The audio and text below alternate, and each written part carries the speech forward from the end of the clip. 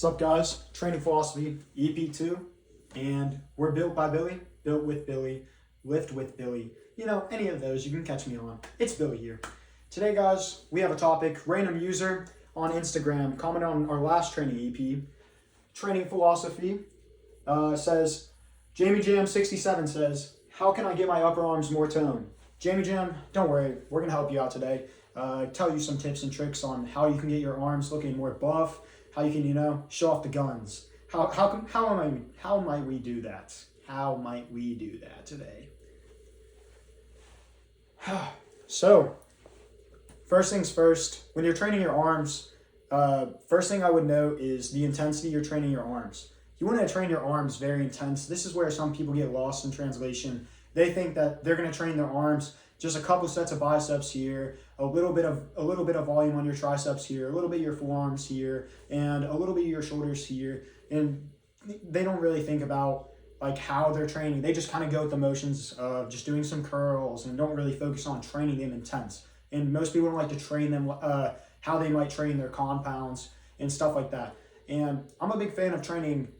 Whenever you're training your arms, training them very just training them like to where you can put a lot of weight on, put high intensity on it. When it comes to curls, tricep extensions, if I'm going to do dips as a compound to get the most total stimulus on my muscles, that's a thing. Like, you can push a lot of weight on compounds. So when you're training your arms, try to do as many compounds you can, because that will just help you get the most total amount of growth already. So another thing, how often would you want to train your arms a week? I'd say when it comes to training your arms, most people might train their arms, have like a designated arm day, and then have a little bit of arm training in their compounds, in their day-to-day pushing, pulling, and other things like that, and hitting other body parts. And they don't necessarily have dedicated arm days. So I'd say try to have a dedicated arm day and maybe train and put them in, try to get arms twice a week. So I put my arms on chest. I have I have tris on chest, bis on back, and then I also have a designated arm day. So I'd say try to train at least once to twice a week. If you're going to train less than twice a week, make that arm day a designated day and just go all out. Abuse your muscles. You want your shit to be cramping. If you're not cramping, your forearms aren't hurting, you're not going to be training your arms intense enough to get some really good growth. I mean, to get to maximize your potential on the growth. So focus on the squeezing a lot. And that brings me up to our next thought, our next philosophy. How are you training? Are you just going with the motions, just moving and curling, or are you actually squeezing and trying to get as much physical blood in as much intensity you physically can? So that's something to note. Make sure you're squeezing and make sure you're focusing on the eccentric a lot, and try to train it how you would train some of your compound movements and stuff like that. You want to go explode and stuff like that too, but at the same time be super controlled on the eccentric, so you can really just fucking destroy the muscle. Get a lot of stimulus right there. So I know that sounds a little bit intense, but I mean, you want to try to train hard, and you want to be training them progressively overloaded your arms too. You don't just train them just to go through the motions. If you want to get bigger progress, you actually have to. If you want to get progress, you want to get bigger, you want to get more gains, you want your arms to get bigger, you actually have to train them very intense. And that's the thing. Most people don't train their arms very intense. So make sure you're training them very intense. You should be out of breath after some sets. Not that I'm saying you shouldn't be able to recover. You should be able to recover from your sets so you can go hard as you can on the next set. But it should not be easy. It should be a challenge for you to do your sets. You should be failing sometimes and not hitting your desired goals when it comes to your arms as well. So train your arms intense.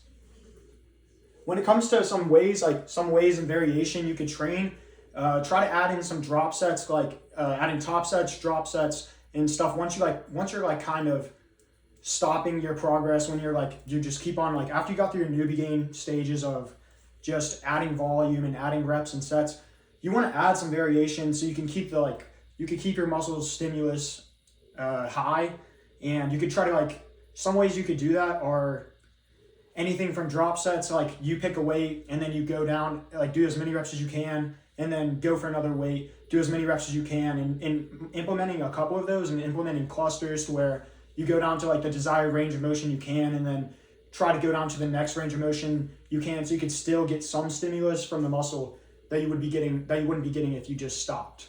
So think about that a lot too. When it comes to, like, let's say I'm going for a tricep extensions or something, what do I mean with how I like to do top sets? I might go with a heavy ass weight, put it up for like 6 to 8 reps, and I might go for less reps if I'm going super, super heavy. But after that, I would like to go into some volume. So I might go for a heavy weight, let's say like, I don't know, 80% of the stack or whatever the weight is. I'm saying I'll go for that for anywhere from 6 to 8 reps ish. And then I'll go to the next set and I'll put up 10 to 12 reps. Like, I like to keep the volume consistent. But I like to train it like have top sets like it's a heavy compound as well, even though I'm just doing a tricep push down or just a bicep curl. Like, I'm going to go with the 40s for a couple reps, and then I can maybe get them for 5 to 8. Okay, after I fail on that, go to 35s and now get it for like 10 or something like that. Or you can implement top sets, rest, and then go for hypertrophy as well. Or you can just go a mix. You can go a mix, but try to just make sure you get the desired intensity you're trying to get, and make sure you're able to push yourself harder and harder every time. So Jamie Jam, what muscles might you want to focus on?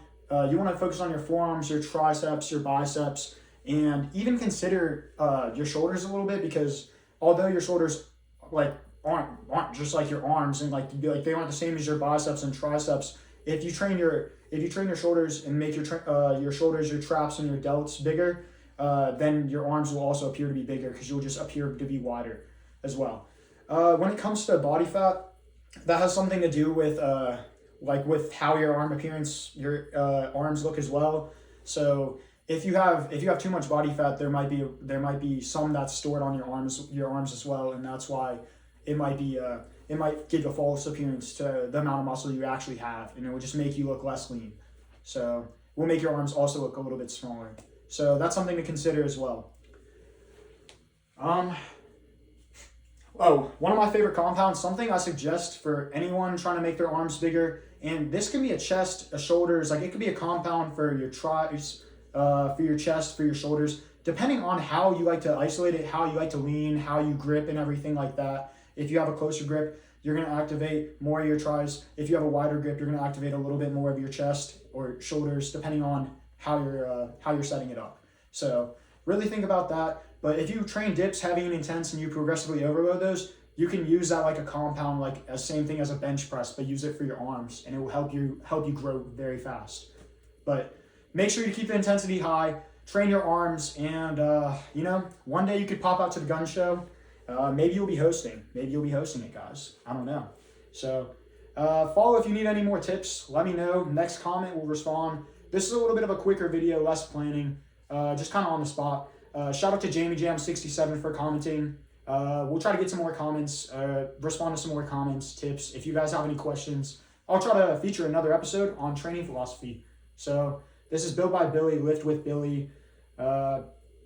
Anything else, follow me on the YouTube, follow me on the TikTok, and I'll see you guys around. Appreciate it. Peace. Bow, bow, bow. Oh, credentials.